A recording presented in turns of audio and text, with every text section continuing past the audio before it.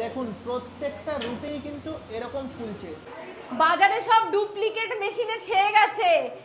ওরা বলবে এটা দেবো, ওটা দেবো, সেটা দেবো। গুজরাট কখনোই আসবে না আপনাদের সার্ভিস দিতে। উপমাস কিচেন অ্যান্ড ক্যাটারার একমাত্র ভরসা।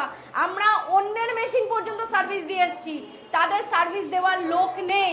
আমি বারবার বলবো আপনাদের কষ্টার্জিত পয়সা জলে দেবেন না। লক্ষ্য করুন মেশিনের মাধ্যমে এরকম ফুলকো ফুলকো রুটি বেরিয়ে আসছে। বাজারে কম দামি রুটি তৈরির মেশিনে ছেয়ে গেছে। ওরা এক বলবে আর এক জিনিস দেবে, অর্ধেক জিনিস দেবে না।